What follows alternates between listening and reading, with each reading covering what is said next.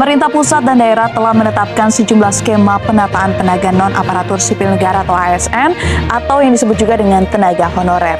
Skema ini semakin mengerucut sehingga siap dibawa ke DPR untuk bisa dibahas lebih lanjut. Pada akhir tahun lalu, skema yang diperhitungkan pemerintah pusat untuk diterapkan dalam menata tenaga non-ASN, diantaranya adalah tenaga non-ASN yang diangkat seluruhnya menjadi ASN, diberhentikan seluruhnya atau diangkat sesuai dengan skala prioritas. Ini saya akan bahas lebih lanjut nanti ya.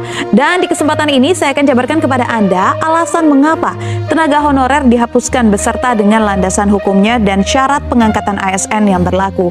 Langsung saja kalau gitu kita mulai. Geger, goodbye tenaga honorer. Kita masuk ke slide pertama, di mana penataan ini dilakukan seiring dengan telah terbitnya Surat Menteri Pendayagunaan Aparatur Negara dan Reformasi Birokrasi nomor B-miring-M.SM.02.03/2022 mengenai surat edaran yang telah terbit pada 31 Mei 2022 itu. Di antaranya adalah menyinggung soal penghapusan tenaga kerja honorer di instansi pemerintah yang akan berlangsung mulai dari 28 November 2023. Nah, kalimat yang tertera dalam surat edaran tersebut adalah menyusun langkah strategis penyelesaian pegawai non-ASN yang tidak memenuhi syarat dan tidak lulus seleksi calon PNS maksud kami maupun juga calon PPPK sesuai dengan ketentuan peraturan perundang-undangan sebelum batas waktu tanggal 28 November 2023. Pertemuan akhir tahun lalu sebenarnya belum menjadi keputusan konkret karena Menteri Pan-RB Abdullah Azwar Anas bersama dengan para gubernur, wali kota, dan bupati masih memikirkan sebenarnya alternatif apa yang akan dirumuskan secara lebih pasti. Anas juga memastikan bahwa pemerintah pusat dan daerah akan terus berkolaborasi mencari alternatif terbaik tanpa mengesampingkan sisi kemanusiaan dan pengabdian bagi tenaga honorer. Nah, sebenarnya ada sejumlah alasan nih mengapa tenaga honorer hendak dihapuskan yang sebenarnya sudah menjadi wacana sejak tahun 2005.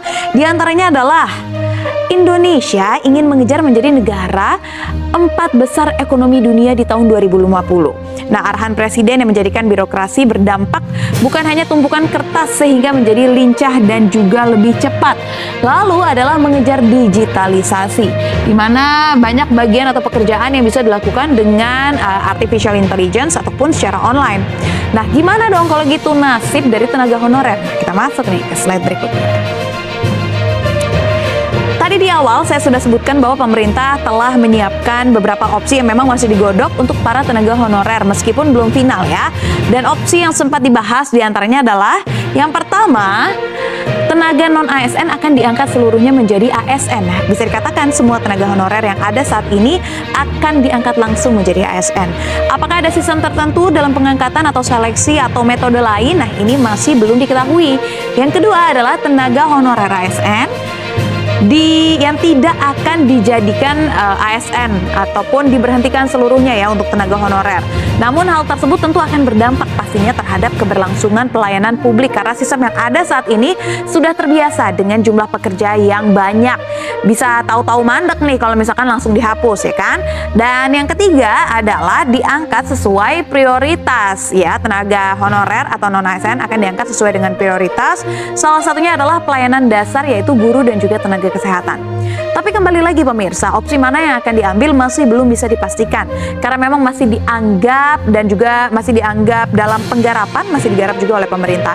Padahal ada kabar gembira nih bagi para tenaga kerja honorer di lembaga pemerintahan di mana gaji tahun 2023 bisa naik melebihi UMP bahkan bisa mencapai lebih dari 5 juta rupiah. Di tengah banyaknya opsi, pemerintah juga sedang memikirkan opsi lain bagi tenaga honorer yang bekerja di instansi pemerintah nantinya akan diberi peluang untuk menjadi PPPK dengan beberapa tahapan tes yang harus dilalui. Adapun instruksi pemerintah pusat khususnya untuk mengalihkannya ke tenaga alih daya atau outsourcing. Tapi pemirsa, menjadi outsourcing juga menuai pro dan kontra bagi para tenaga honorer. Nah, sekarang saya mau kasih info menarik untuk tenaga honorer yang bersifat teknis. Secercah harapan penetapan bagi para honorer termasuk honorer tenaga teknis. Anggota DPR mengusulkan agar pemerintah melakukan pengangkatan honorer jadi PNS tanpa perlu tes. Usulan ini bahkan tertuang di dalam RUU ASN tentang perubahan atas Undang-Undang Nomor 5 Tahun 2014 tentang ASN. Saat ini sebenarnya RUU ASN masih baru dibahas di DPR. Nah, dikutip dari draft RUU yang ada di laman dpr.go.id, usulan pengangkatan honorer jadi PNS ini dilakukan tanpa tes.